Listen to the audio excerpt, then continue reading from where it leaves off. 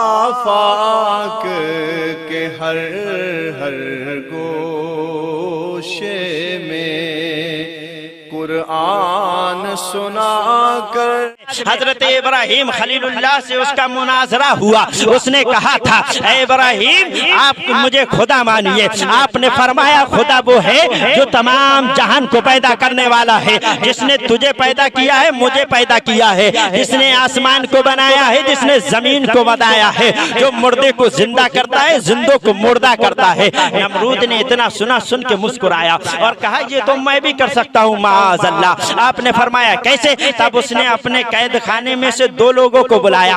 एक वैसा कैदी था जिसको कुछ दिन के बाद में फांसी होने वाली थी।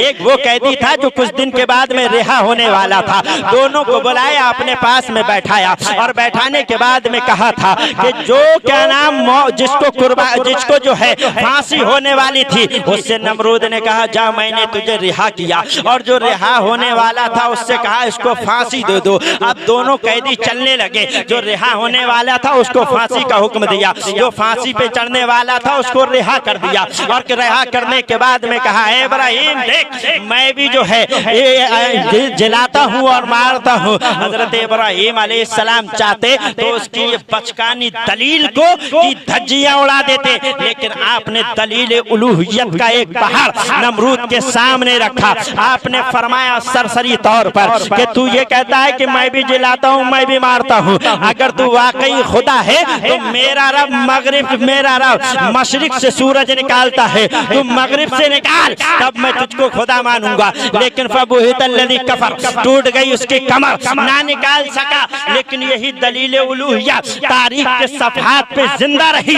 एक जमाना आया था, मक्के की सरजमीन थी, मदीने की सरजमीन थी, मुस्तफा ने उंगली का इशारा किया था, मैदान शैबा थी, हजरत अली की गोद में मेरे नबी ने अपने सर अनवर को रखा था और मेरे नबी रखे रखे आराम फरमा रहे थे। रावियों का कहना यह है कि मुस्तफा की आंख लग गई, लेकिन मेरा विजदान ये कहता है मेरे नबी सोए नहीं थे, बल्कि ये देख रहे थे, अली को टटोल रहे थे कि मैंने जितना पढ़ाया है पढ़ा है कि नहीं, जितना समझाया है समझा है कि नहीं। देखता हूँ या मुझे छोड़ के फजर की नमाज पढ़ने जाएगा, देखता हूँ मुझे छोड़ के असर की नमाज पढ़ने जाएगा, देखता हूँ क्या मुझे छोड़ के नमाज पढ़ेगा। लेकिन हजरत अली ने भी बता दिया कि ऐ मेरे प्यारे अली, ऐ मेरे प्यारे नबी, मैं अली हूँ अली, आपको छोड़ के ना तो फजर पढ़ूंगा, आपको वो तो किसी और का अकीदा है, जो आपको छोड़ के फजर की पढ़ता है वो तो किसी और का अकीदा है, जो आपको छोड़ के जोहर की पढ़ता है। ऐ मेरे परवरदिगार आलम के प्यारे महबूब, मैं अली हूँ अली, ना आपको छोड़ के फजर की, ना आपको छोड़ के फजर पढ़ूंगा,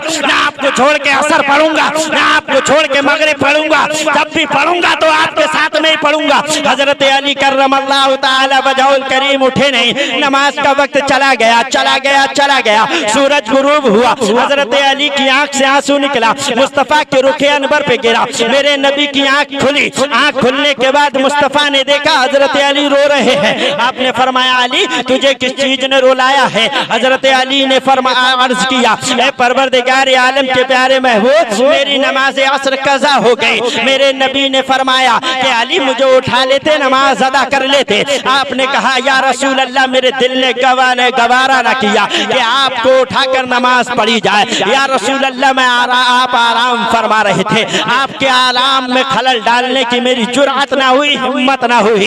जैसे इतना कहा, परवरदिगार आलम के प्यारे महबूब ने अपने हाथों को उठाया, रब की बारगाह में दराज किया, अरीजा पेश किया है, परवरदिगार आलम मेरा अली तेरी और मेरी इताअत में था, इसके लिए सूरज को पलटा दे, इतना कहना था। उंगली का इशारा मेरे परवरदिगार आलम के प्यारे महबूब ने फरमाया था। जो सूरज डूब चुका था वो बाहर आ गया और सूरज बाहर आया। हजरत अली ने जो है नमाज अदा की। हमने आलम तसव्वुर में सूरज से पूछा, ऐ सूरज अब कब डूबेगा? तब सूरज ने कहा था जब मैं डूबना था, जब डूब गया, जब मेरा जाने का वक्त था मैं चला गया, अब मैं अली के लिए निकला हूँ। अगर अली 5 मिनट में नमाज अदा कर ले तो 5 मिनट के बाद चला जाऊंगा।